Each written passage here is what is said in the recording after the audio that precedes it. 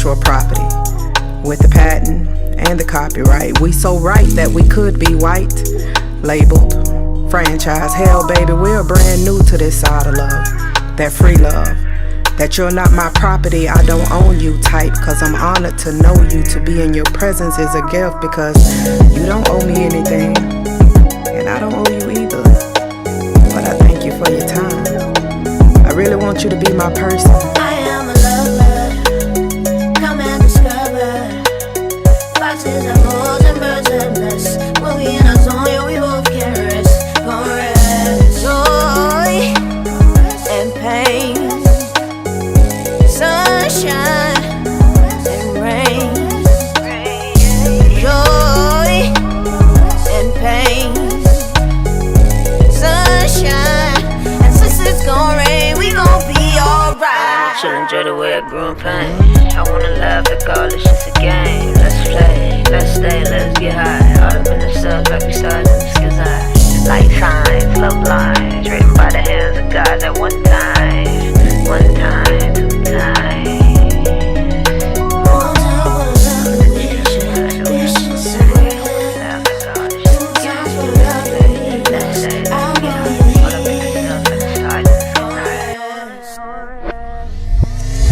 Tell me, Neo, will you come back for me?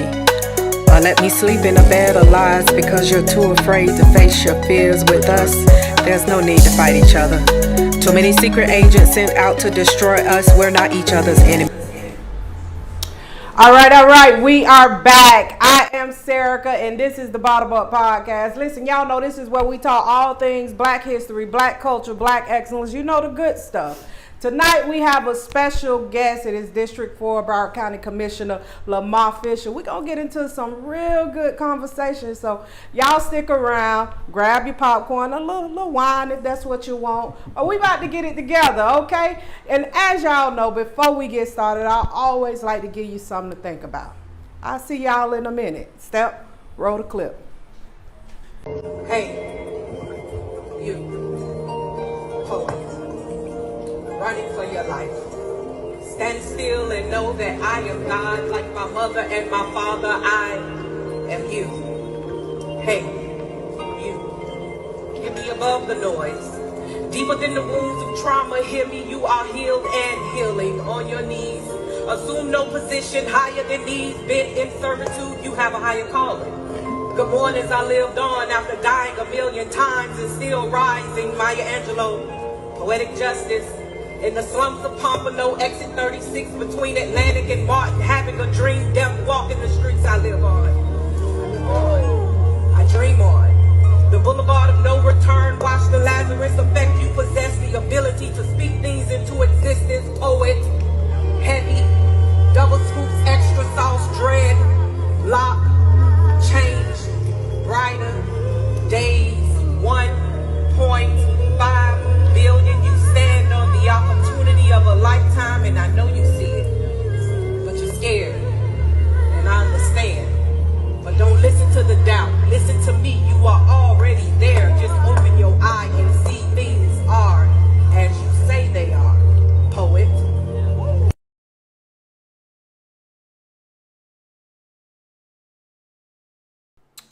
All right. We back. Listen, I told Step, when he go in that folder, I name the stuff. I say intro and outro. That was the outro, people. Step gave it to y'all in the beginning, but that's okay because that's how our guest first met me, doing spoken word. And that was my appearance at the Holy Vibe that we do for service workers, social justice workers. And there's an annual retreat that we do for people who do the work that social work, the social justice work, and it's a retreat.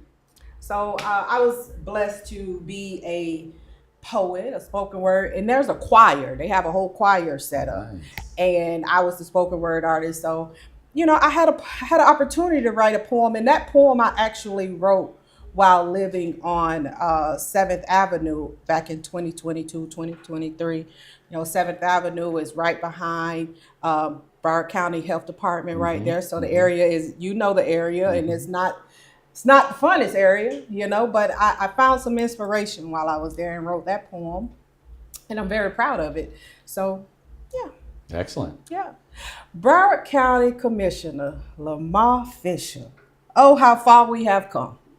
Before we begin, I just want to, it's been on my mind all day that we need to have prayer for our folks in the United Kingdom, the synagogues, the Jews of our society and the Jewish faith. Was attacked today in the United Kingdom. The synagogue was attacked and people were shot. So I just want to continue to ask our audience and those to prayer for those in need. That the attacks are in all shapes and sizes these days, and when it attacks our religious freedoms, it hurts. So I just wanted to start with that. Okay. So we could do a moment for that.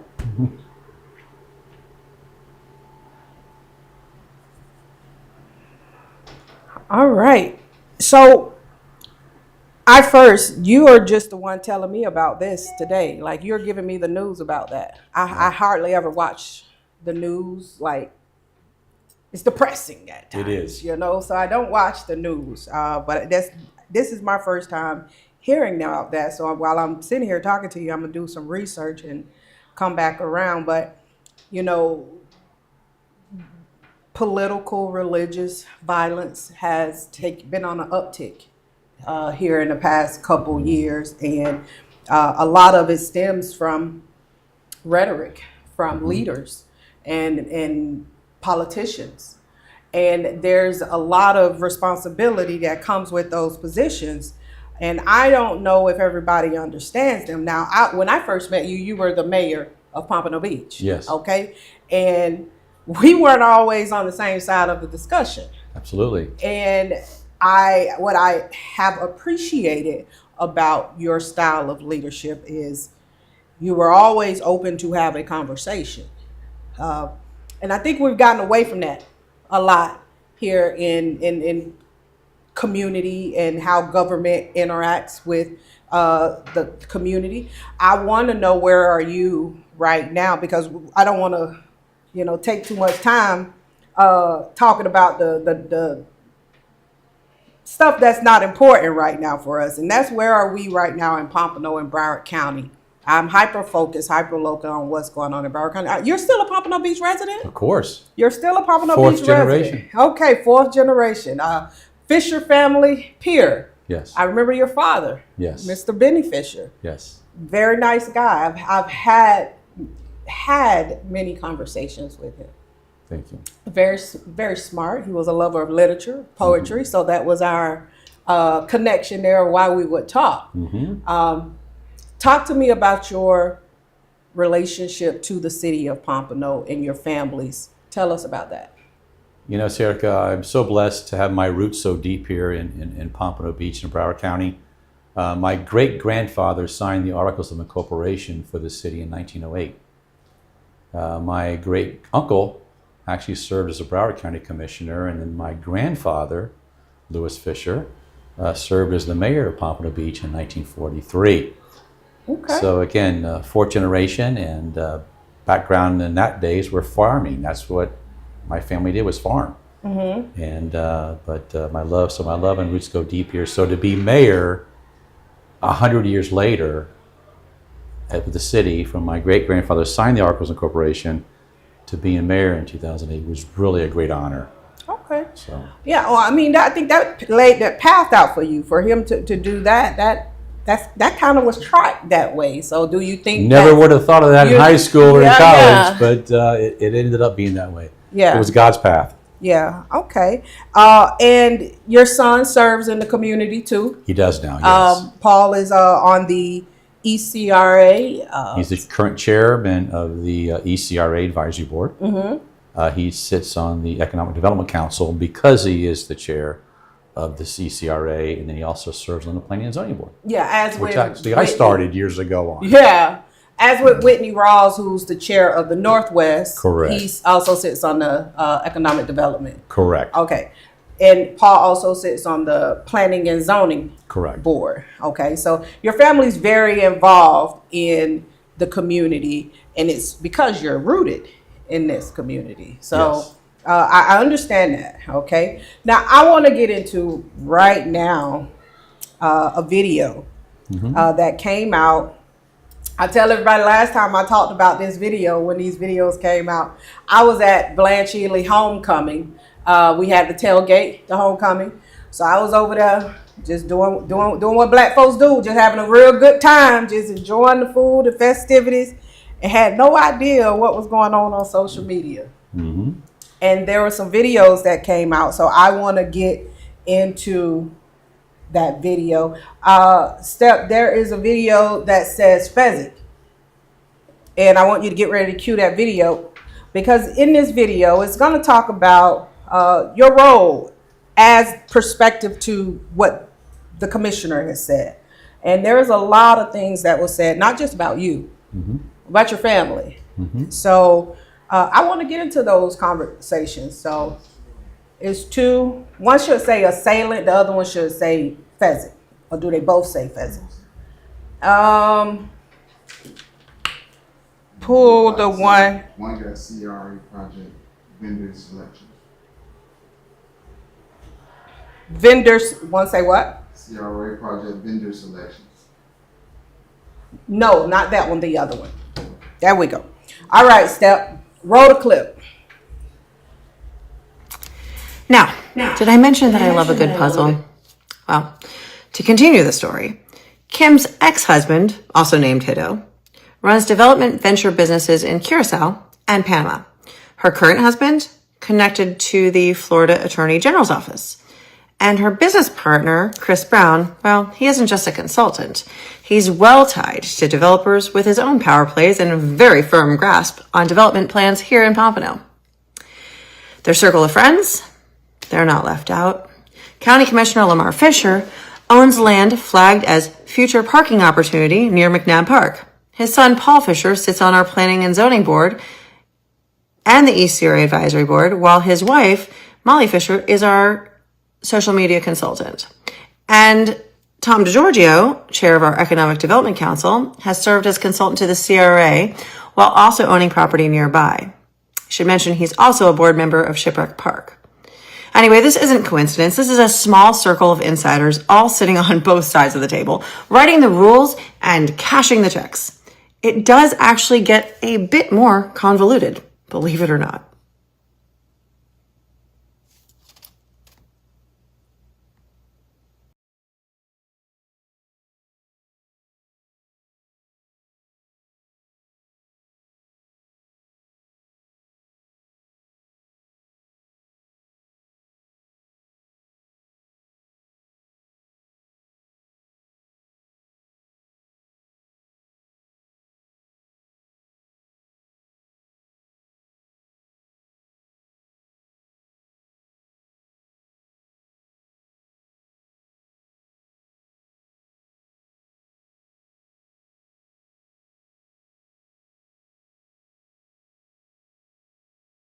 At all concerning her comments recently on social media.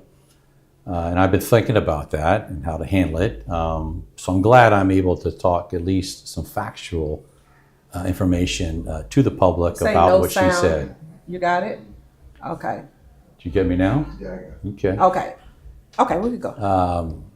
So it's one instance to say things about myself because I'm an elected official. But when it drills down into your family, that's, to me, is not acceptable.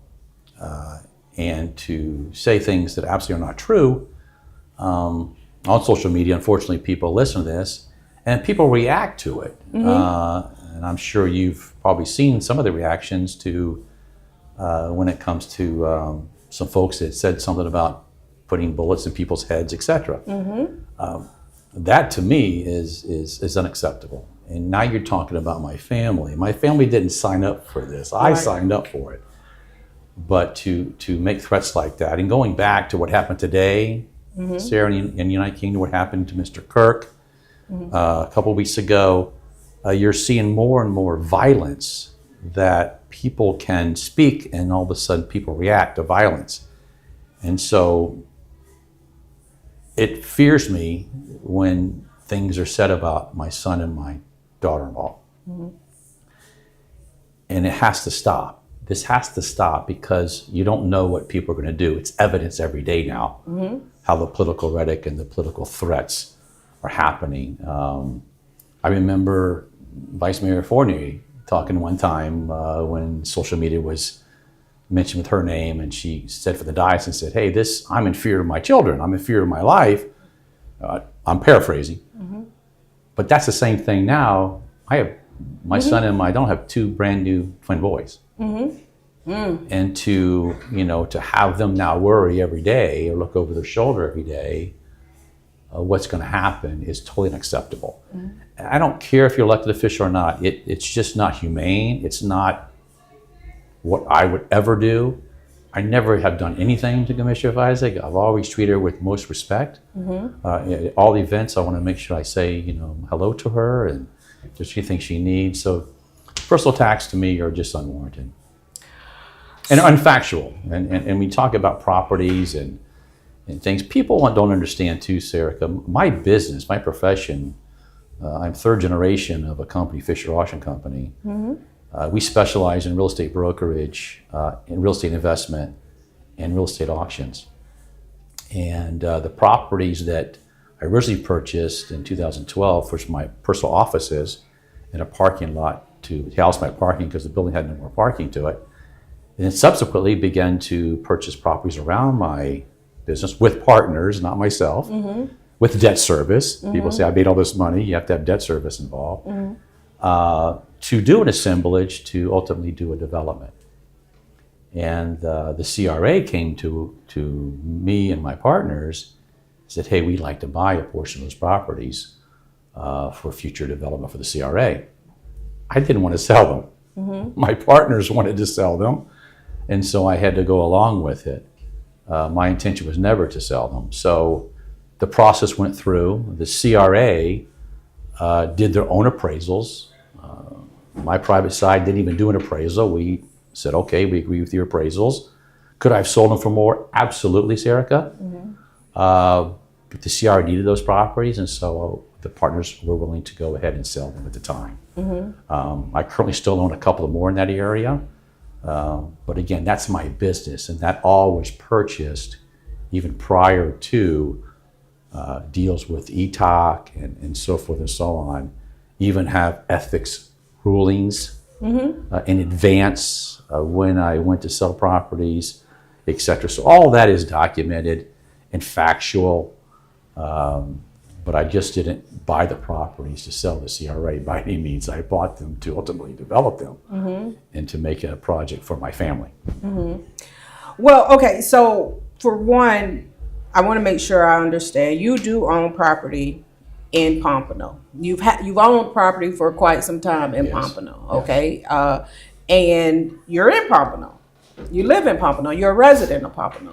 You're also an elected official. So for people who may not know, does being an elected official, are you excluded from participating in any real estate or any working with the CRA in your cities? Does that create an issue? You said you had an ethics. I remember that. I think an article came out about it, that there was an ethics review on it and they found no findings for it. No probable cause. So, but went through the process, had to spend several $1,000s of attorney's fees, knowing that I had already received an ethics opinion from the Tallahassee stating that I never had a voting conflict for the ETOC, don't have a conflict. Now, I was out of office when these properties sold. I wasn't even as the mayor of the city of Pompano. So the Tallahassee totally agreed with me, but I had to go through the process of a findings of a complaint that said I did have special interests, etc., which totally came out after 3 or 4 months, no probable cause, and I can quote the statute to you, etc. But I would never vote on something that would put me in jeopardy of an ethics violation to begin with. I would have abstained. But again, I did my homework in advance, right, so I could vote in favor of what was going to happen. So why do you think the commissioner is throwing all of these accusations out? And social media has been her way lately of how she riles a base up. I know we're in good company. She said my name on social media too. So I take it as a joke at this point, because no one for me should be taking you serious at this point, because there's a way that I mean, you were the first mayor that when I moved back, that I was like, okay, this is the mayor. So you kind of set a bar for people of how they conduct themselves, even when I disagree with you, you know, and Rex too. I've had disagreements with him, but this type of disagreement right here, now listen, I'm from Parkway East, Pompano. I can argue all day, you know, we can go back and forth, but there's a certain level of professionalism that's not there. Why do you think this commissioner is for attacking you and your family right now with what's going on? I just don't have the answer to that question. It came out of the blue for me too, so I had no idea. If she would have come to me and asked me those questions, I'd have been happy to show you the documents. I would have been happy to walk around the properties with her to show you exactly the factual events that occurred, but I wasn't even given that opportunity on it. And of course, as you well know, Serica, people are using social media for everything, but had no idea why this came out of the blue. Yeah. Well, I think I do have an idea, and I like to, you know, tell stories too. You know, I'm a writer. I'm a poet. So, Steph, remember when I was telling you that the vice mayor was when we played the video about her speaking about the mayor calling their names out and things. Remember I told you that, right? So I decided to play the video that the mayor, how he said their name and what context he said their name, so people can understand that where the social media post started with the mayor calling out the commissioners, why he did that. So you got that video for me? It say Rex, and I want to play that because it's important that people understand how hypocritical some of these commissioners are sitting up there, and how social media can be used, how politicians can use social media to get their message out and not put people's lives in danger for false claims and lies. Okay, so roll the clip.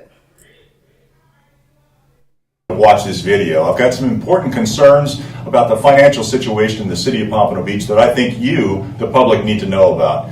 There was a meeting of the City Commission just yesterday, our Tuesday meeting, where several issues failed because of 3 city commissioners.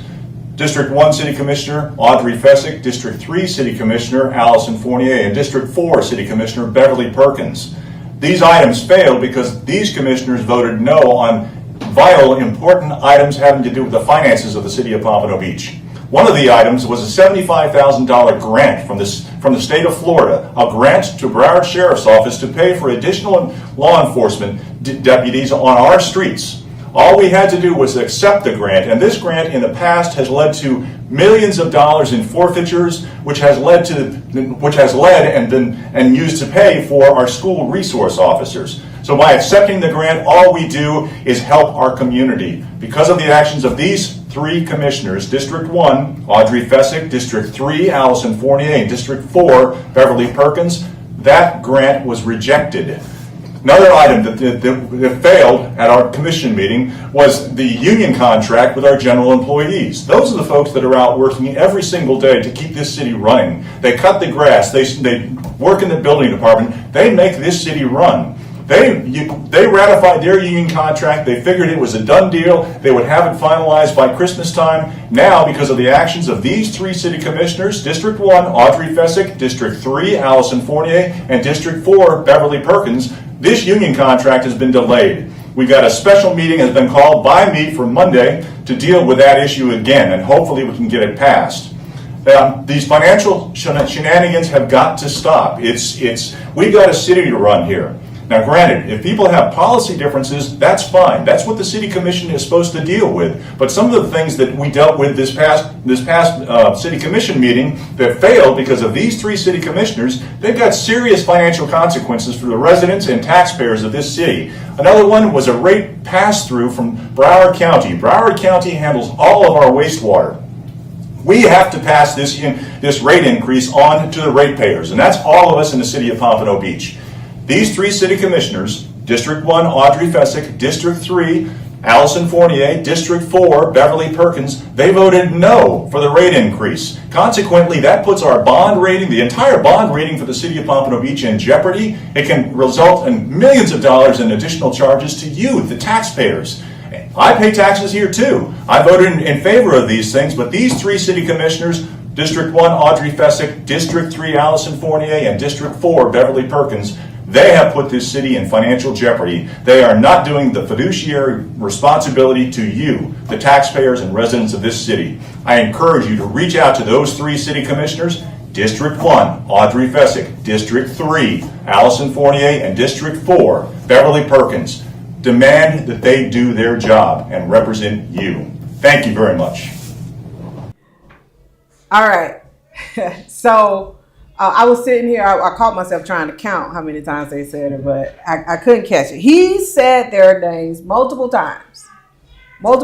In the context in which he said it was to educate the community, the residents, about where they were. And actually, I was at that meeting. That meeting was in reference to the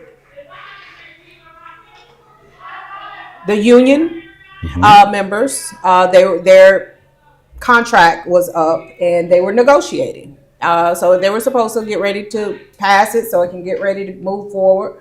They can get their money before Christmas. There was a grant. There was a lot of different things. That meeting, everything got voted down except the skate park. That was the first meeting that the new commission took over. Mm-hmm. And when they took over, it was almost like it was a script that everybody come in and say no. It was like, okay, I know, no. And that's just only at the skate park. Only at a skate park, they voted unanimously to approve the skate park. So from there, that led to, as you spoke about, the vice mayor speaking about her family and things, and we played that video before. But that's where I'm losing, where we're holding each other accountable. Mm-hmm. Because if it was a problem when he did it, because it put your family life in danger, then currently, if it was a problem when the mayor did it, in context of what he did to say, hey, you guys did this, you voted this way.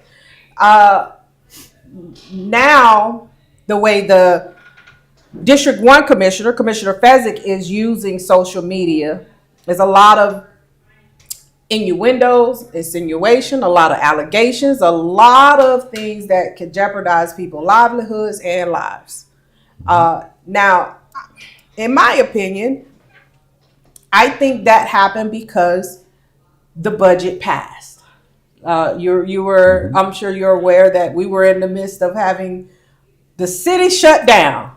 All right. So the budget passed. Yes. And it's almost like that just triggered something, because that weekend, all those videos came out. Mm-hmm. With the budget passing, Commissioner Perkins voted yes, and that became the fourth vote that was needed to move forward. Mm-hmm. There's been this big push from 3 of the commissioners to stop progress in Pompano, specifically with the downtown project. The public financing, Step, it's a video up there, a picture that says public financing. Let's put that up. Where do you stand with all the projects that are happening in Pompano? The McNabb project? A fundamental decision. Mm-hmm. You either save money, $100 million or whatever it was, or you have taxpayers pay $100 million more. Mm-hmm. To me, it was black and white. Mm-hmm. So I have no idea why they, or those who voted against it, did that. I think it hurt our community. And I actually don't want to pay any more money. And I'm a multiple taxpayer in Pompano Beach and Broward County. So it just didn't make any sense, Erica, at the end of the day, why you would want to do that. The numbers were there. Ms. Sybil presented well, had the backup from the financial experts. So there was no gray area. It was black and white, in my opinion. So why wouldn't you want to save taxpayer dollars? I have no idea. As the McNabb Park continues on, you know, one of the founding families like the Fishers was the McNabbs. You know, so they were graciously gave the home for removal to their park by their name, who they donated that land. The McNabb family donated that land to the city long ago to make a beautiful opportunity for our city. Again, something that's going to be beneficial to not only our residents, but our visitors. People are going to come from all around to participate and be part of a really unusual opportunity with the botanical gardens and the house, having the restaurant, etc. Again, all great things. You know, Serica, we worked very hard when I was mayor to revitalize our beach. And it took, you know, several years to convince our residents. You know, I dealt with the red shirts and the green shirts and the white shirts. I remember those. You know, but I had a great commission at the time that was in sync, and we were trying to make sure the right project was built, and I believe it was. It's not too big, it's not too small, it's just right for what Pompano Beach needed, rather than a vacant parking lot that nobody was using at the time. But it takes leadership, right, to lead the community and to talk with them and communicate with them on a one-to-one or in groups, to be able to let them tell their story and let you tell your story. You know, and it was so funny. We got down to the child area where you have AstroTurf there, artificial turf there right at the end of Atlantic. Yeah. And we spent about 6 hours debating whether AstroTurf should be there with the fountains or grass. Right. And I don't know if you remember that. And finally, I just said at the end, folks, listen, vote me out. But we're going to go with the AstroTurf because that's what the experts say, and it's going to be wear and tear much better than the grass. And everybody kind of laughed. But we moved it forward, right? After great debate, but civil debate. And I think that's what we're missing today. Yeah. Is the civil debate, to be able to communicate like you and I, Serica, did, whether we agreed or disagreed, we at least talked about it, right? The door was always open for us to talk. It's not like that anymore. And it saddens me for my city. It saddens me that we're witnessing what we are today. And again, threats on my family is inexcusable, and I won't tolerate it. Yeah, I mean, so the commissioner has called out not just, you know, the politicians. I am part of a firm. We have a consulting contract with the city of Pompano Beach. Other consultants have been called out, but now it's gone to also employees Yes. of the city. Which, by the way, I want to interrupt you, but by the way, the charter of the city of Pompano Beach prohibits elected officials from getting involved in any type of employee issues, hiring, firing, etc. That is a city manager job. So when anybody would talk to me or call me about an employee thing, I would say, hey, listen, I can't deal with that. My charter prohibits me from that. And I think people forget about that or don't understand that. So I don't know if there's violations there or not. I'm not saying they are, but that's the city manager's job, not to get engaged with employees. Well, the way the commission been running in Pompano is like they're doing the city manager's job. So if it's a prohibition, if it's prohibited per the charter, that's what's been happening. So what happens now if you're telling us, okay, they're not supposed to get involved into employees' business because they have what, four? The city manager, the clerk, the city attorney, and the city auditor. Those are the only ones that they can hire and they fire can hire themselves. and fire themselves. Everybody else goes through the city manager. Correct. But this has been going on for a while. So your job as elected officials up there is to set policy. And then here's the charter in which the boundaries you can move.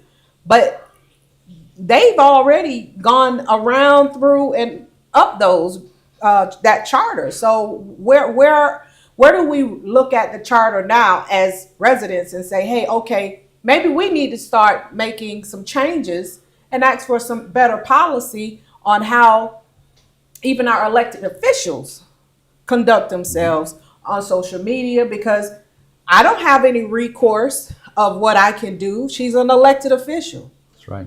Okay? I don't have it, so she can continue to do that. And my daughter-in-law doesn't have that right. She can only go to Human Resources.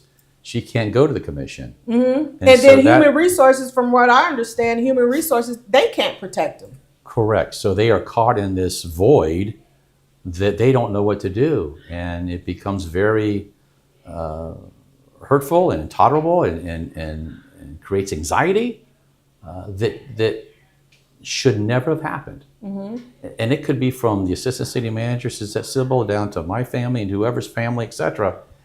It's just wrong. Yeah, it is. What would be your recommendation for the residents? Because you are also a resident. What recourse do we have? What recourse do we have? Because I don't think this behavior is going to stop. I think it started back February 16th of 2025 when she called out myself, Jocelyn Jackson, and Sharon Stone Walker, February 16th, and the next day ended up at a Black History Parade. To me, that was very bold. But if she's already done it and she has a pattern of doing it, obviously this is something that needs to be addressed. So what do we do now? Where are we now with this? I think you're doing it right now. I think you're educating the residents of Pompano Beach of what really is the factual information. And I think that needs to continue to educate everyone that we can and talk to them about really what policy is and what interference is.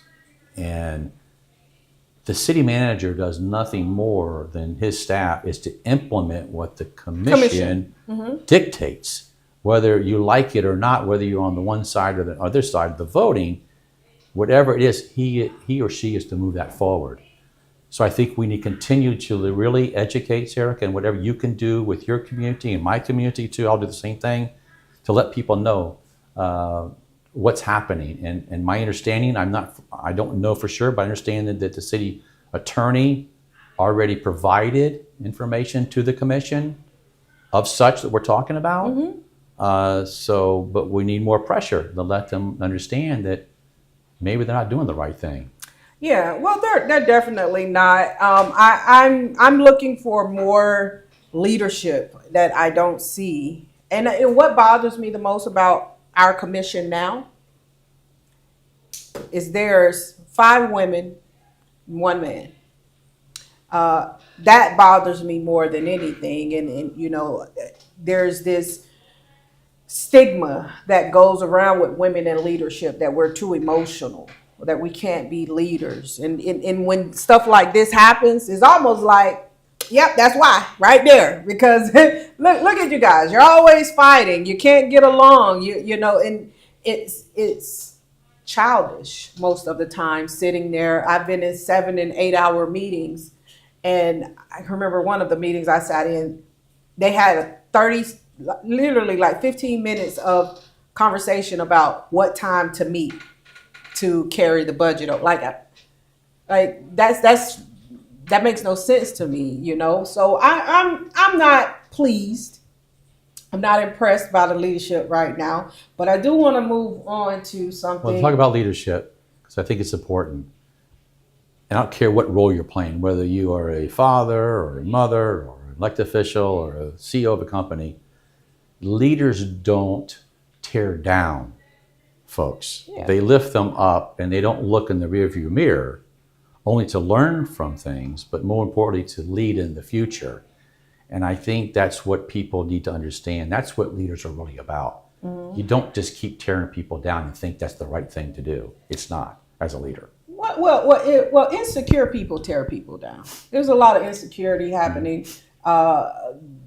with the commissioner, because there is absolutely no way you can sit and think that what is happening is going to bring the community together. Like, that's not what the intention is for these videos. It's not to bring the community together. It's to, you know, incite rage and rage bait people. And then what do you want them to do with that rage? Because again, you brought up, I brought it to the audience that there was comments made about if they were in Chicago, 2 shots to the head by the river. Like, so when you go to riling up that type of base with the type of rhetoric you're putting out, then, any bloodshed is on your hands. And that is a problem when you sit in a position high up in the city. And for me, you have way more protect. You guys are a protected class, elected officials. You're a protected class. So it's certain things we can't do now. And then she went to the meeting and put in a policy trying to work on a policy to prevent people from walking up to the dais. So things like there's more protection, more policy put into place. And when you have the power to inflict more harm and pain on people and you use it to do that, nobody begins to trust government anymore. I don't care who it is. You just don't trust anymore. And you have the followers that do things like you just said that makes comments about the Chicago incident. And that's where fear comes and rage comes at the same time. To where are you trying to intimidate somebody to quit? Yeah. What's the goal? Yeah. Again, that's not leadership. But you're in a leadership position that people are following you, and that's the danger that we get in today. Yeah. Well, there's some articles. Steph, put up the article 1. I think it's article 1 through 3. So when I asked about what can be done, so the mayor, Rex Harden, he put a motion up to censure District 1 commissioner, and it passed. That motion passed. But I want to read something from that article that was said by the commissioner. She says this body should follow the rules for everyone under the same or similar circumstances. There were similar circumstances involving another member of this commission last year, and rules were applied different than what they are applying to me. I am being treated differently, and it started since I won this district seat. There was an obvious and apparent effort being made and apparently encouraged by some members of this body and executive staff. I simply want to be treated as everyone else in the room. So that statement came out. She made a statement or posted this, and this was in the article. So based on what I understand, this came out because the commissioner was absent from the meeting that the motion actually came to censure her. She wasn't there. She had missed the meeting before too. Well, 1 or 2, but there was 2 meetings that she wasn't present at.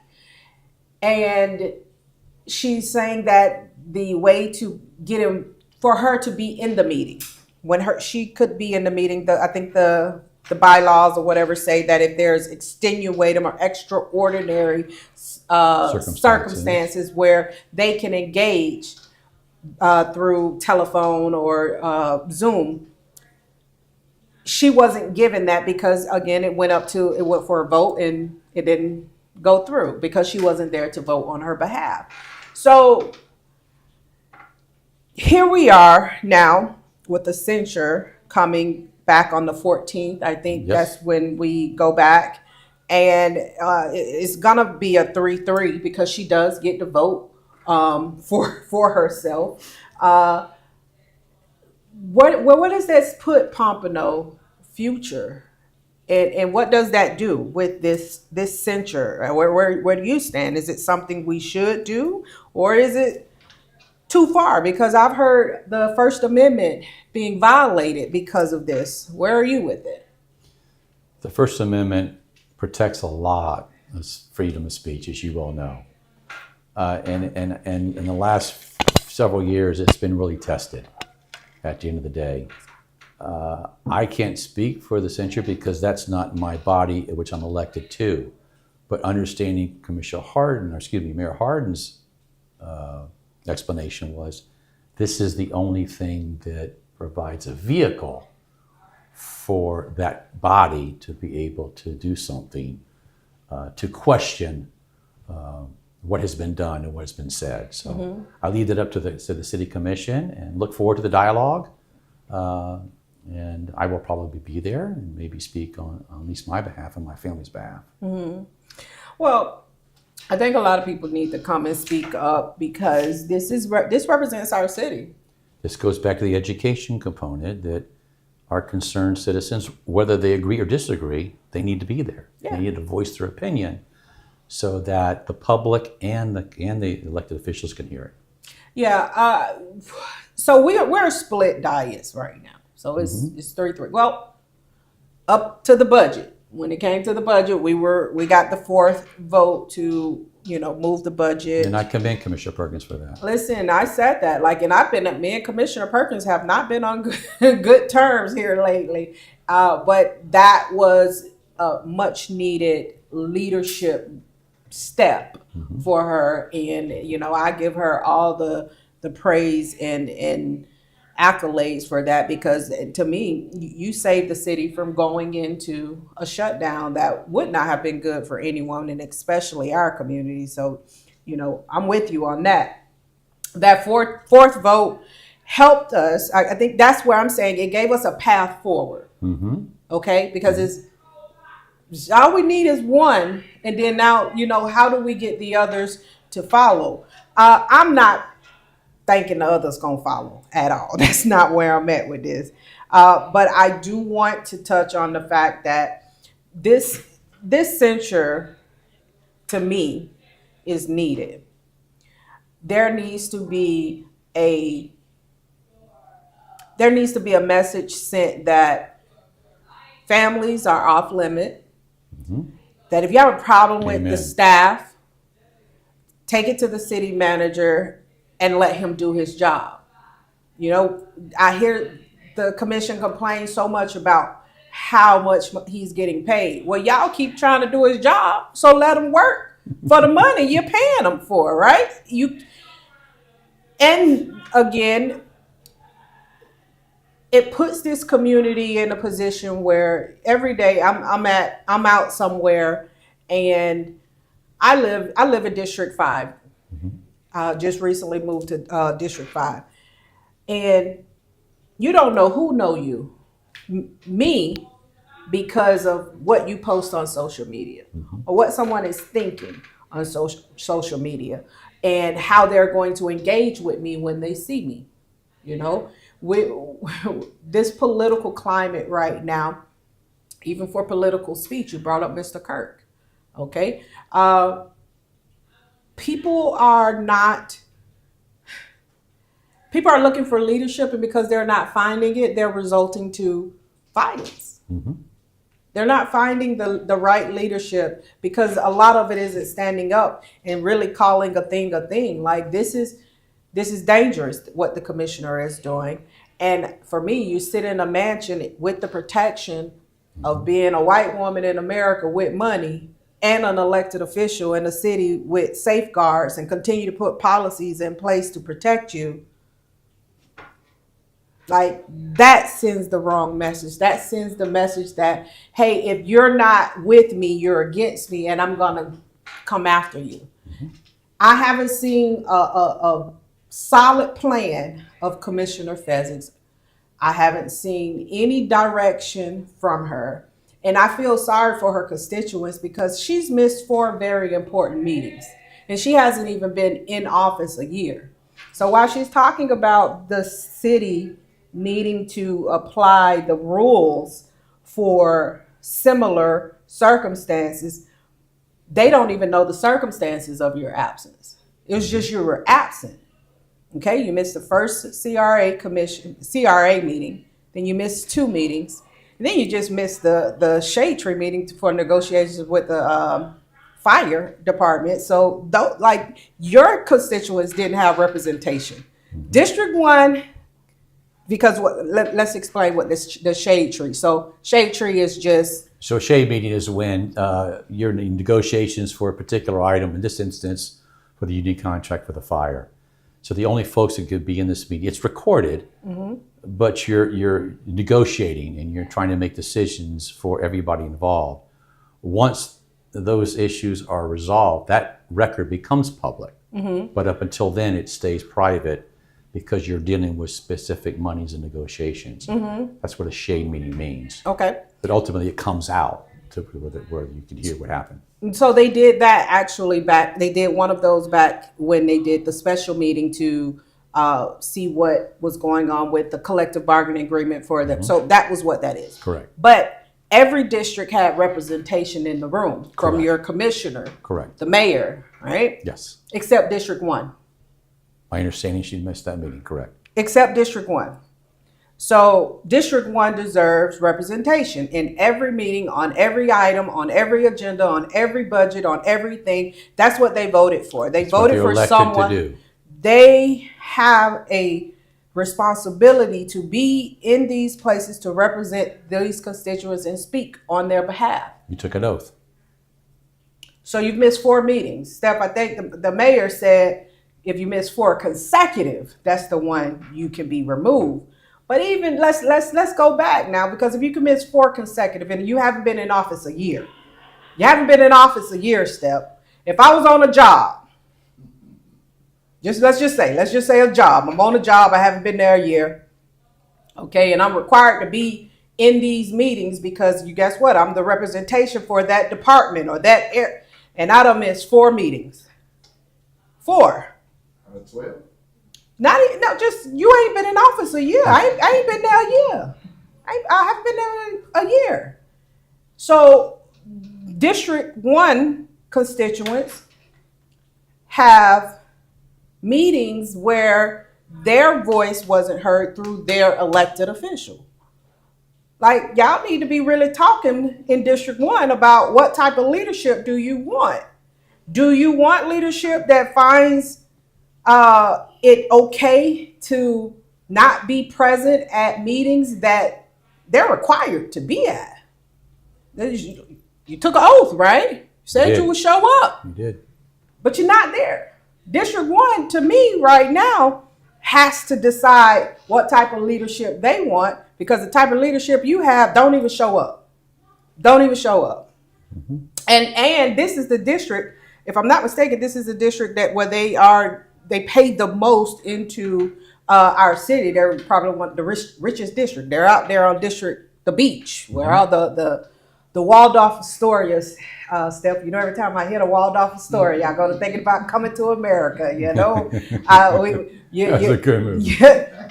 Listen, we have the Waldorf Astoria in Pompano. You think about all of these things that's happening on District 1. You got the pier. You got the parking garage. You have Pompano Beach has been redeveloped, and it's my favorite beach in South Florida. So with all of that, the representation for that district is not in meetings. 4. And it ain't even been a year. You know, and when you want to hold people to standards, you got to look at what type of standard is she setting right now? Is this the standard we're going to move forward? Every other commissioner on that district, on that dais, including the mayor, except the vice mayor. Vice mayor hasn't missed any meetings. And she has small children. I know how hard that is to make every meeting with small children. So kudos to her for that. But she's missed 4. So I can see it's same or similar circumstances. We don't even know the circumstances here. And this is the type of leadership that District 1 has elected and that is representing them. And next year is an election. So I'm really hoping, and I've never campaigned for a candidate. I don't tell people who to vote for, but I will tell them who not to vote for. That's been my thing, Steph. I have a list. You know how they have like Angie's list and Craig's list? I'm about to start Serica's list. You don't want to make my list, because that list gonna come for why not to vote for you with the reasons. It's not gonna be personal. Let's just look at your voting record. Let's just look at what you've done, and this is why you shouldn't vote for this person. But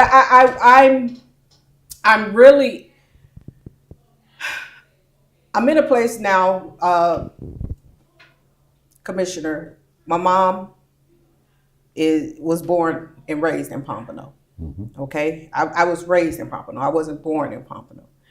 But my mom is also a permanent resident in Pompano. She's buried at the cemetery in Pompano. Yeah.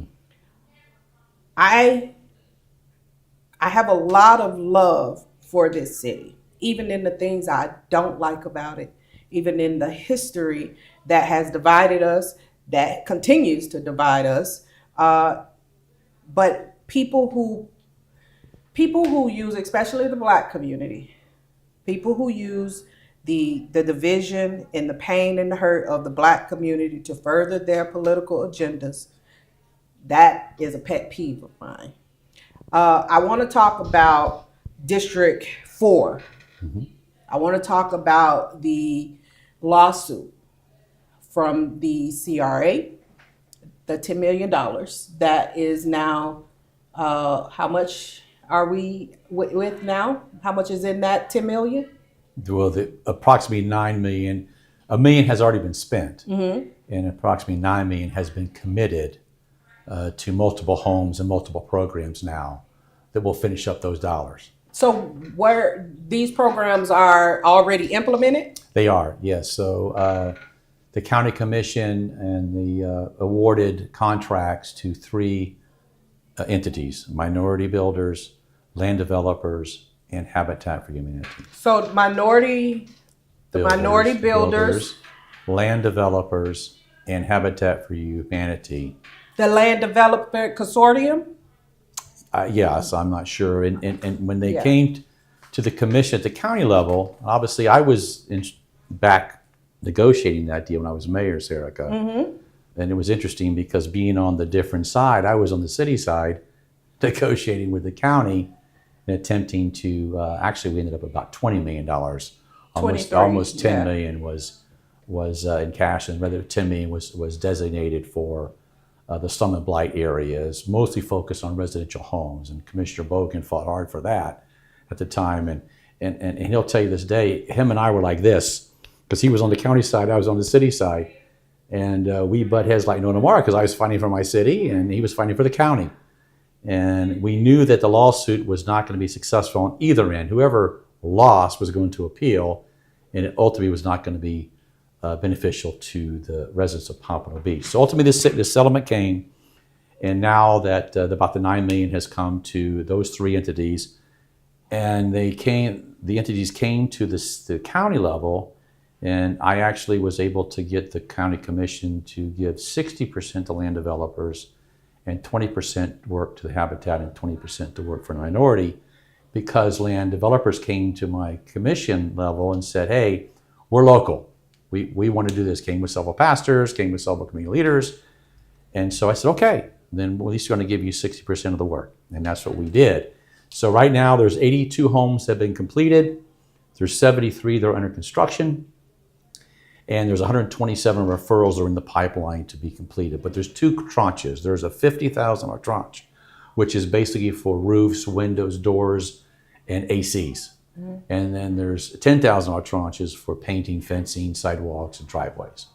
So depending on how you qualify there is how the monies are distributed to those entities who, and I can tell you that my understanding is that minority builders and Habitat are already completed theirs.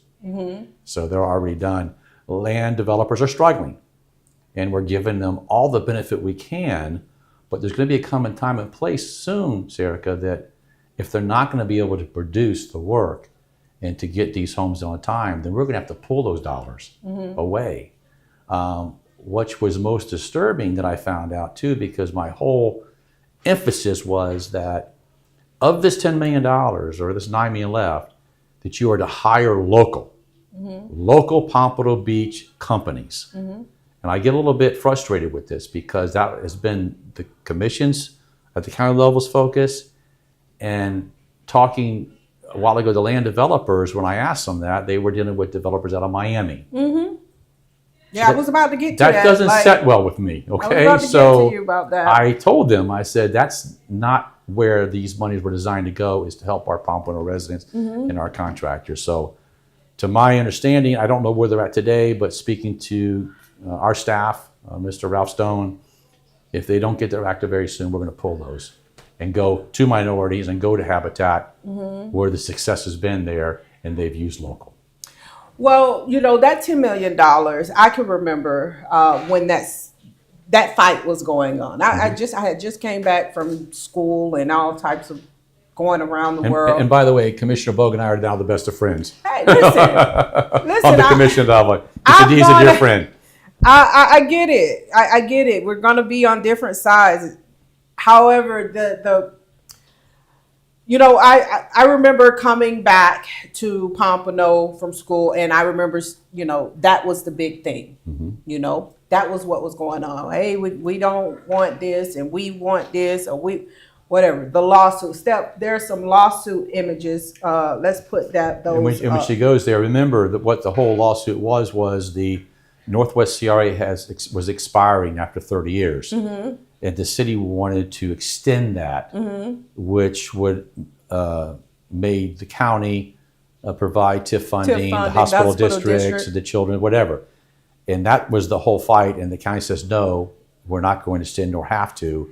So that's why the lawsuit was filed at the end of the day. So, we ultimately extended it at the city level, just the county. But we don't get the TIF. But you get only the TIF from the city side. Yeah, we don't not get the county, not the hospital district, not the Children's Services Council, etc.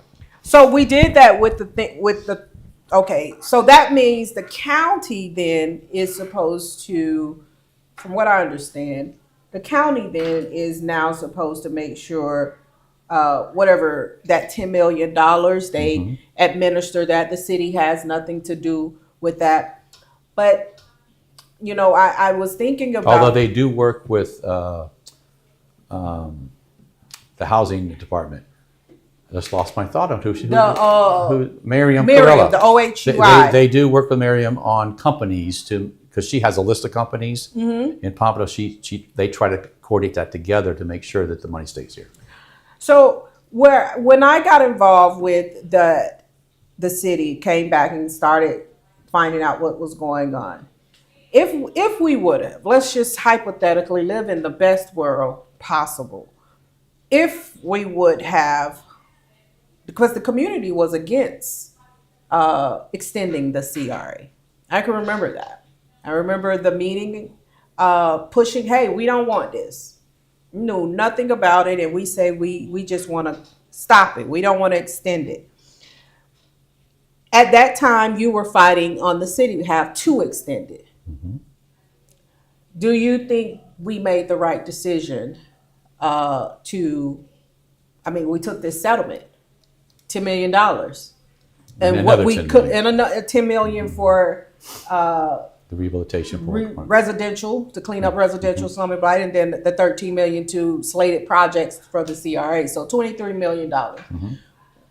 What we could have gotten if we would have fought to extend upwards of $200 million over 30 years. Could have been. So when I think about that, over 30 years, that's my future, my children's future, their future, and the opportunities that could have came had we understood. We didn't understand. A lot of people didn't. I know, because I was one of those people that didn't understand what was at stake here. It was a lot of emotions and a lot of rage baiting and a lot of people taking advantage of the Black community and our hurt and our pain of not being heard and seen, and taking advantage of it. So with that, now when I look at where the downtown project is, I see the same thing potentially happening if we don't see the opportunity here, because you fought for it on the city side, but the community wasn't fighting for it. So I don't remember, how did you vote for that when it came down to if we go with it or not? I don't remember the exact vote. I don't think it was unanimous, but I think it might have been 5-1. Excuse me, 5-1, it would have been that, but I'm not sure, but ultimately it passed. Because, at that time, our legal advice was, again, to say, how long do you want to, I think at that time we had expended about probably $200,000 or $300,000 in legal fees. How much more money you want to expend with the ability to lose and then have to go through an appeal, they were talking 5-10 years, Erica, to get an answer. And so the commission at the time wasn't willing to take that. It was a hard pill to swallow, quite frankly. I never thought it was enough money. I thought we should have deserved more. I think the CRA should have been extended. But the fight and the cost was not there at the end of the day on a majority basis. Well, I understand that now. Again, that puts us to the downtown project now, where we are deadlocked on a lot of the things that's needed to push the community forward, specifically the public and private financing that's needed. And, you know, I'm hoping, Commissioner and I, we don't see eye to eye on some things with this downtown project, and I'm hoping at any point, you know, and honestly, you know, I've had her on my podcast before, right? So she has history, experience in communications. She did a talk show at one point, and that's all I want to do. I want to talk, you know, because when I think about this downtown project, I also think about what happened back with that lawsuit and what we lost there. And then now with this project, that's going to take 10, 15 years. The people negotiating at the table right now, I have to say something because Commissioner Perkins, she said it to me before, I'm old enough to be your mom. She said that to me, I'm old enough to be your mom. You're right. You're old enough to be my mom, and you're making decisions about my children's future. And I take that as disrespect at times. Because I should be heard. All parents, young parents who have young kids. My son is 5 years old. Okay, I have an 18 and a 25-year-old now. But I have a 5-year-old. I just bought a house in Pompano. I'm here. So when you're making decisions about stuff that is for future generations, the parents of those kids should be consulted. And I don't see that happening. And I'm hoping to get her ear one day. You know, I'm not going to stop. She, you know, listen, you can disagree with me, agree. I'm not going to stop talking, Commissioner. So you're just going to have to keep talking about the podcast up there. But I am going to continue to speak my truth, because I know what it's like to be misled based on how I feel by certain politicians coming in and saying certain things and making it sound like that's the best thing, and it wasn't. That wasn't the right decision to make at that time. So with this project, the downtown project, where are you with it? How do you feel about the progress? Are we moving in a direction? Do we need to change some directions that we're going? We already have a master developer and Signed a development assigned agreement MDA order. 10 years. Where are you? What do you see? You're a fourth generation Pompanoian. What does this mean to you? What does this project mean? I'm going to go back to when we called it the Innovation District. I remember that. Okay, that's when we began as a commission, as a city, to purchase certain properties to be able to build the inventory from 95 to 6 to Atlantic to MLK, to create the Innovation District, which now has been renamed, of course, to downtown. It's the last, as I always said when I was mayor, it's the last piece of real estate of that nature and size at the corner of a 95 corridor that exists today. And it can become, and it will become, an extremely important footprint to not only the city of Pompano Beach, but to Broward County and to also our visitors. So I am all in and have been all in from day one. At that time, I had not contemplated moving City Hall. That was discussed with the new developer. Do you like the site location they chose so far? I do. I do, yeah. But again, that wasn't in the cards when I was dealing with the Innovation District or the downtown. It was strictly talk about hospitality, hotel, Class A office, retail, market rate housing, affordable housing, Which we got to touch on that because I which get we questions got to about do that, and creating an atmosphere. And what was interesting, the pushback, Serica, when you became innovative with the drainage system, right? Mm-hmm. In making a waterfront community out of the drainage and killing two birds with one stone rather than having a ditch, as you can see now, next to the bus station. Mm-hmm. And back then, that's what you did. You took an acre of ground and made it nothing but a ditch. Mm-hmm. That's unacceptable today in development.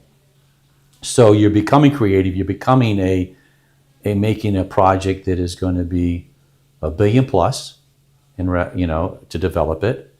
It's going to be job creation like no other to our local community within Pompano Beach and Broward County. Not only in the construction component, but in the phase of servicing that community, that downtown. There's going to be thousands of jobs going to be created. So I'm all in. I'm not seeing the pushback and why. I would never want to hold back our community. What's the alternative? I guess to build projects of affordable housing there and just not having anything really of substance that can make a dynamic change. This will change the future of Pompano Beach. I thought the beach did, and I thought that the downtown was, but this is going to be the game changer for the city. And I don't see how it can be stopped because the development agreement and order has already been signed. Mm-hmm. If it does for some reason, I think the master developer has every right to use the legal system to be able to defend his agreement that would cost millions of dollars for the city of Pompano. So whether you like it or not, whether you weren't there to vote for XXX, I don't think you can stop it. Or you can try, but thank goodness it's moving forward. And if it doesn't, it's going to be a serious ramification financially for the city. That's my feeling. So I know the District 4, even though my commissioner where I live is Commissioner Smith, Darlene. She's my commissioner, but District 4 commissioner in the amendments that was being sought to make sure there's a community benefit to District 4. I think that is foremost what definitely needs to be addressed to at least get the commissioner to hear what's going on. Because from what I hear her say on that dais is that she's not being heard of what she wants. And what she needs for the community. And then the community needs to be heard too, because part of that MDA agreement is that we got some Pat images and articles. Pat Larkins Center comes up in the discussion of downtown. The options on the table to relocate it. There was push from and make it become a state-of-the-art facility. Yes, that's the option. Definitely needed, state-of-the-art, because it was tech-driven, future generations. When it was built, Serica, it was not built. It should have been more thought built when it was built. There's no kitchen. It should have been redesigned in a different way to be more functional. It's almost become a functional obsolescence at this time, right? So any way to improve it, or to even rebuild to a state-of-the-art facility to make it what it should be. And Pat Larkin's name will always be on it, right? And that's where the community, a lot of the elders are. But you can it's already in there. But you can pass a resolution, you can pass an ordinance that forever names it that. And I don't think anybody at Pompano wants to rename it anything but Pat Larkins. I was able to serve with Pat Larkins. He was my mentor. I knew Pat all my life and his family. We talk about missing meetings. Pat became extremely ill and he was missing multiple meetings, and we as a commission were giving him excuses for that because we knew his condition. And I never forget, Pat called me and he said, "Can you come over here?" And I said, "Sure." I went to his house. He said, "LAMAR, I can't do it anymore." And I said, "I understand, Pat, because your health is most important, right?" So he says, I'm going to resign. And I said, we prayed about it, and he said, "That's what I'm going to do." And I said, "I think that's the best for your community, but more importantly, I think it's best for you, Pat." to be able to get better and to live with Betty and to enjoy life. That's the differentiator between a critical while you're missing meetings and others. But Pat Larkins will always be there, and he's a staple of our community. Will always be. What we may need to make sure, Serica, though, is your children need to make sure that they know who Pat Larkins is, right? Yeah. And as it trickles down to your 5-year-old when he grows up, that this was a man that really made the impact of Pompano Beach. Yeah. Not the Northwest community, because I'm always tired of division, like you said, but the entire city of Pompano Beach. Pat was masterful. He was masterful in negotiating and getting things done for District 4, but also critical in making decisions for the other part of the city. And I think people forget that or don't remember that. But he was an entire city of Pompano gentleman. He was not just a District 4 commissioner. I never met Pat. I never met him. So I've been asking people this question because I've been researching and, a lot of the articles we pulled up, I found about him and read up and studying him, his voting record, the things he's done, some of the things he said, his demeanor. Different people tell you different stories about him. And then we have this building that our elders are, they're connected to this building. They are. And they see anything coming down in our community as our community being torn down, our history being torn down, our heritage being torn down. And that's what they hear when they hear the idea of there being a new Pat Larkins Center. But that's not the message I hear. Because when we're talking about this downtown project that's going to take 10, 15 years to be built. I'm 42. I'm going to be up there, I'm going to be up there. Now. And I pray to God that I'm still able to see the finishing of it. But the fullness of this project, I won't get to see. My son will. And a lot of what's happening with our elders, and I get it, they want us to know our history. They want us to remember. They want us to have that connection. There's still not that bridge for generations with that building. Because there's no reason for my 5-year-old to say, hey, Ma, I want to go to the Pat Larkins Center. There's nothing there that he could say, I want to go to the Pat Larkins Center. Or nothing in there that he could do that's going to help him in his growth. And we're behind. We're so behind. There's a lot of things that we need from technology to education to wellness to, culture, all of the things that's needed in our community. This, to me, is the opportunity to make sure it's intentionally put there. And also to put future leaders in position so that we can take care of our elders, so that we can preserve their history and legacy. I'm going to ask you this question because I've asked everybody. Hold that question, because I think you're absolutely correct. And what I pray about is, and what the District 4 leadership should do, and Commissioner Perkins in particular, she has an opportunity to create her legacy as Pat did, right? In this project, and these opportunities are there for her to make her stamp. So don't push it away.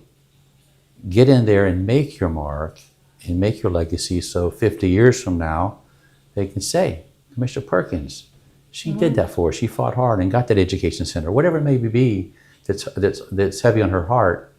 But just don't push back, get engaged, and fight for what you want. And I think that's the missing mark, and I want to encourage her to do that, to make her legacy, make her mark.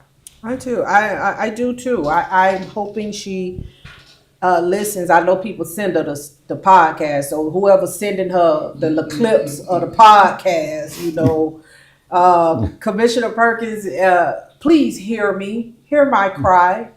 That yeah, this is your legacy. This is your legacy, and I'm part of her legacy too. Absolutely. She's part of Pat's legacy, you know, and she's the first Black woman to be elected in the city of Pompano. You know, that full stop there. You know, full stop there. So to be now in a position to affect the next 2 to 3 generations just with what's happening with this project, it is a heavy, heavy load to carry. But you're not carrying it by yourself.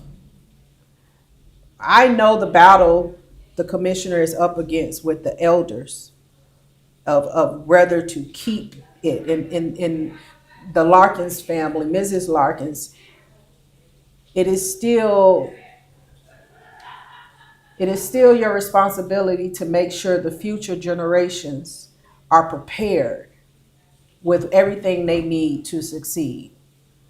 Keeping that center there, keeping it the way it is, and just renovating it doesn't serve the community and future generations. When I ask myself, is Pat Larkins a building or an idea? I asked the gentleman that, and he said he's neither, you know. But that's my question. Is he an idea or a building? I hear so much about Pat being this big person. Like you knew he was in the room. You knew he was small in stature, but he was a big person. I see Pat as someone that this community respected and listened to, even if they didn't like what he was saying. And the commissioner has to take that essence and move forward. Even if we don't like what you're doing, you know that what you decide to do right now is going to be locked in. And you brought up a good idea that, you know, signing up, creating a resolution to make it forever known, the Pat Larkins. Like, that's been a big thing with with our elders, that, hey, they're going to tear it down. It's not going to be named Pat Larkins. We don't heard, you know, the rumor mill goes crazy when you start. Like, there are some things she can ask for and put in place. And not only that, not just her colleagues need to be adding ways to, you know, shore up the community that this is also good for the city to do this. You know, Pat Larkins was the first and only Black mayor we've ever had. So that says a lot about this city, you know, and how we been doing business and how are we going to do business moving in the future. I want to make sure that I give you an opportunity to talk to the community, the same community, the city that you live in, about where do we go from here with the leadership that we have now, the opportunities that we have now, what's going on at the county level. Where do we go from here? Well, if I had the solution, I would have offered it months ago. I think, Serica, we have to sit back as leaders, as elected officials, and become where we can disagree agreeably, where we can be respectful to each other. Whatever side you're on, listen to it, but the personal attacks from the dais has to stop. You lose your credibility in our community when you have such dissension. And it's not healthy for anybody, for those who disagree, for those who are paying taxes, and our citizens and our residents. So that has to begin with stopping the rhetoric and really getting into where we want to go as a city for the future. Again, leaders don't look back in the rearview mirror. They don't try to break down and chastise those leaders before them. It's how do we start today and create the future, because they're not going to be there forever. No.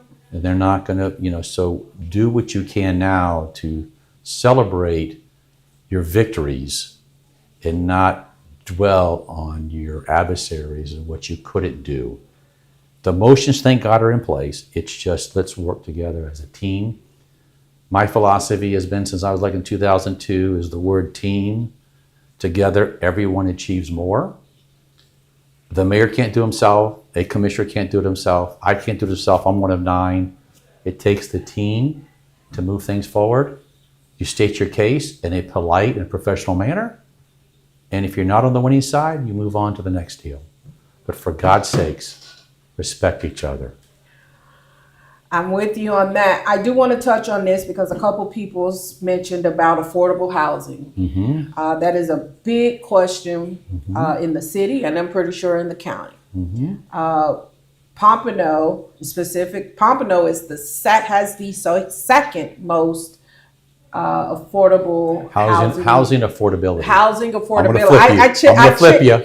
I Okay. went to that seminar where they Okay. said housing affordability. Affordability. So it's flipping it, but it's just changing the mindset, okay, of people. But Pompano has the second most units. They do. That's dedicated to affordable housing affordability. Mm-hmm. So Pompano has carried a big load in the county. Correct. When it comes to affordable housing. So where is the county with asking the question of how do we solve that problem? Where are we with that? So as we know, in Broward County, we're completely built out, right? There's no vacant land per se to build any product, whatever it is. So now it becomes a redevelopment opportunity. The county's been very bullish. Since 2018, there was Affordable Housing Trust Fund that was created. And we have, this year in our budget, I think we're putting over $20+ million in that fund. Again, I'll tell you what that fund does. But over its lifetime, it's been over $100+ million has been set aside for gap financing for developers and incentivizing them to build affordable. What I mean by that is if they are in a project right now where they're going to build 200 units or 300 units or whatever, and they're $5 million short in their financing gap, we will step in, but based on that, you have to build housing affordability within that project, and it has to stay there for 30 years for the medium and the low incomes. So you're seeing more mixed use where you have market rate in the same building as you have affordability. That's cohesiveness, that's creating opportunities, but in order to do that, you have to incentivize the developers, right? You have to get them financing. You have to give them the opportunity to do more density. So we have the Geller Amendment that has been passed to where on major corridors, say for instance, a dark Best Buy property on US 1 or University or 441, we have the opportunity as a county to present to that city to give additional density so they can build more affordable on that. So we're doing that. We're creating the gap financing.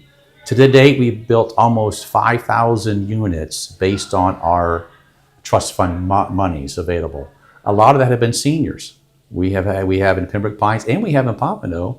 If you remember the groundbreaking, the project, of course, is for seniors only. And then working with the Archdiocese right across from Blanche Ely was a third project we built for seniors. So we have to take care of our seniors too as much as our families. So we are doing what we can. We are short not millions, but thousands of units right now for affordable, right? When I was mayor in 23 at the county level, we were on Glenna Milberg together with the mayor of Monroe County, myself, and the mayor of Miami-Dade. And what was interesting to hear that Monroe County and the Keys, the mayor said, we are busing our service workers from Miami to the Keys every day, having them work and then come back to Miami. That they can't tolerate that. Your body can't tolerate, your families can't tolerate that. So they did some unique things in creating a unit pool that they can have housing affordability there. So everybody works together. This is not only this is a regional problem. This is the tri-county problem. So we work collectively with our counties to see how we can make things better, but also incentivize. Developers are developers. They're going to build for profitability. But if you can convince them to make a portion of their project affordable, they will do that if they get certain things, like I said, financing density. So we're doing all we can at the county. It's not enough. It'll never be enough because we're built out. We don't have, Palm Beach County has, hundreds of acres of unincorporated areas. I think we have the BMSD, which is a very small area, and it's almost completely big out. So we can't do that. I can tell we can put our money where our mouth is, and one of the things that I did about a year and a half ago is there was a property on 31st Avenue that came up for sale, and it was about 5.5 acre site abutting the turnpike. You talk about the hotel right there across from the McDonald's. Correct. And so I was able to convince my county counterparts to purchase that property, and we did. And soon now there will be over 400 units that will be built there. Related Group, understanding, got it through the bid.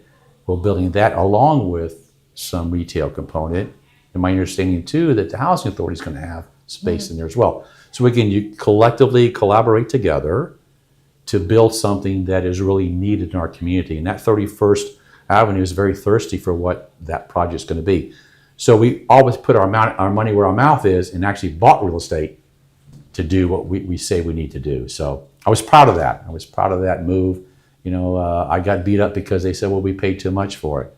Well, the blessing was as soon after we bought it, the Live Local Act came into effect, so which created a lot more opportunities to build the units. So there's so many more I could talk about housing affordability, but that's just a nutshell. Well, I wanted to make sure I touch it because there are some people talking about it. I want to get to some of these comments. Somebody asked, Mr. Fourth Generation, what school did you graduate from? We're talking high schools now, so be very careful. You got a Blanche Ely Tiger sitting there. So I went to, in high school, on my 9th and 10th grade, I attended Highlands Christian Academy. I remember that. I had a cousin to go to Highland Christian Academy. And actually, that's where I met my wife. Okay. 45 years now we've been married.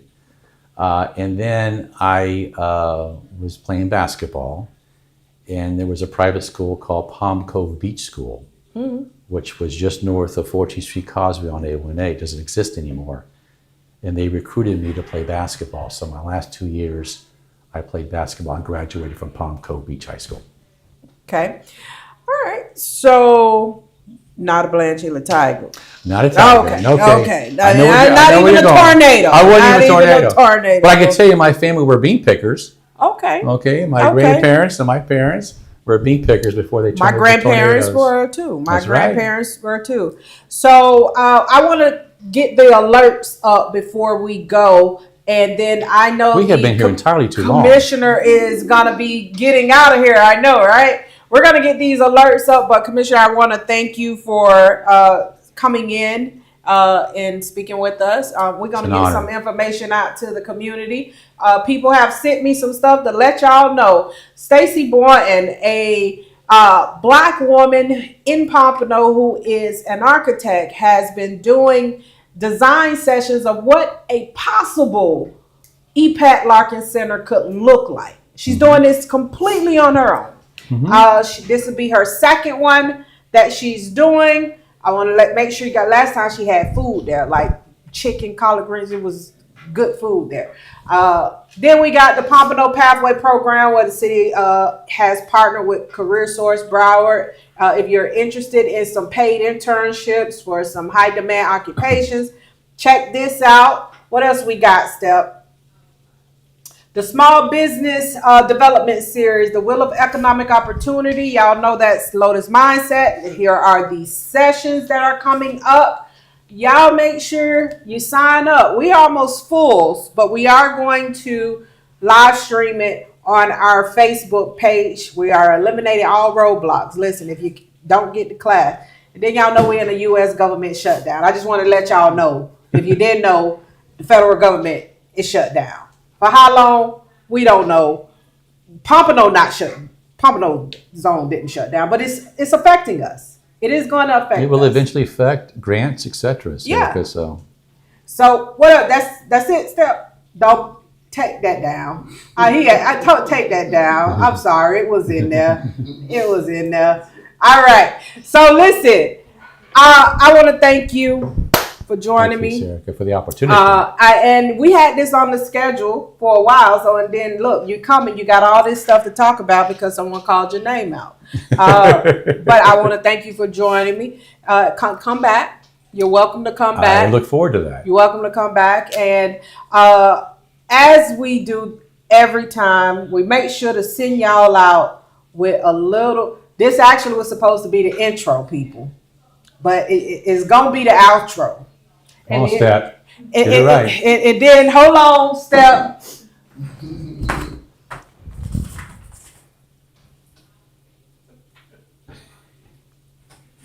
Wherever you are in the world, you're welcome to come on the podcast, okay? Yes or no? You see him say the yes or no, like back in school, because there's love here. There's so much love here, Commissioner. So much love. Come on back, okay? Step, I appreciate you. And we got roll the clip. I don't argue with people about shit that I know about. I have an area of expertise, and unfortunately for a lot of people, I know a lot of shit about a lot of shit. So it's a lot of stuff I just don't argue with people about because I literally know what I'm talking about. You may not think that I know what I'm talking about because the way I look, the way I sound, my personality, I don't know why you wouldn't think I don't know what I'm talking about, but I actually know a lot of stuff, and I really love showing people that I know exactly what I'm talking about. I like being underestimated because now, wow, I get to prove to you that I actually know what I'm talking about. And in the process of that, I'm going to let you know that I know more than what I claimed that I knew because I know what I be talking about. I'm not an idiot. You think I have conversations with people about stuff I don't know what I'm talking about? No, I'm a subject matter expert in the things that I'm a subject matter expert in. And that is what that is. And for a lot of people, that's hard to accept because part of it is my personality. Like, my personality is in competition with what I know. Because people think because I like the kiki that I don't have shit in my head. It's a lot up here. I know what the fuck I be talking about. Say her name, Breonna Taylor. It's time to get in line, y'all. Your time is valuable. Use it. Pick a side. Organize. Buy some shit. It's war out here. What y'all think this is? Quit playing. I got love, I got love, I got patience, I got patience. I've been waiting on this for a long time. I got love, I got patience, but I got patience. I've been waiting this for a long time. Time to put in work on self and improve the things in me that's holding me back from the fact that I act like I ain't already great. Hate that part of me, so it's a time to kill all doubt. Been out of my mind this year, living in fear, shed a million tears that'll never end up on the banks of America. They have no interest in the principal amount of all lives matter and scattering like thugs on the block when the boys in blue pull up and cock they glocks on no knock with their knees on our necks for 8 minutes and 46 seconds. And to think, Jeff Bezos make $2,537 per second. Imagine if Black Lives Matter that. Such is life. Or say la vie, living life like being on parole ain't how we be, how blacks end up in the penitentiary for a century. But the real gangsters in suits, they paid in full. Look how Mitch McConnell all our asses. Cashless is where the market is headed. The double cross is the loss of lives to another man-made virus. Ambulance sirens. Whose side? I just call it genocide. Light up the blunt and I let it ride. I got love, I got patience, I got patience. I've been waiting on this for a long time. I got love, I got patience, I got patience. I've been waiting this for a long time. I'm hopeful, that's a mouthful. I stop talking shit and eating with my mouth full.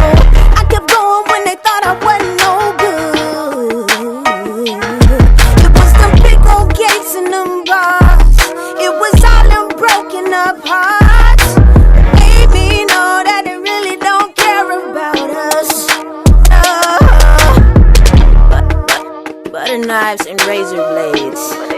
They cut the cards, I'm an ace of spades. So now they trying to play me, but I'm the one black card that can help them feed their babies. That's 21, so let's drink that. 2 thumbs up, 3 fingers of cognac. Rat tat, the beat go rat tat. This one gon' dump some down. School go backpack. I'm an enigma. I hear him talking, saying she thinks she a nigga. How y'all figure I am woman? I'm the womb, life comes through me. Plus I'm spitting in dirt, put some in your eyes, see? Ooh wee, I'm talking dirty. I ain't washed my fucking mouth since I hit 30. Don't hate me, no please don't hate me. Fuck I look like crying cause you hate me being me, bitch.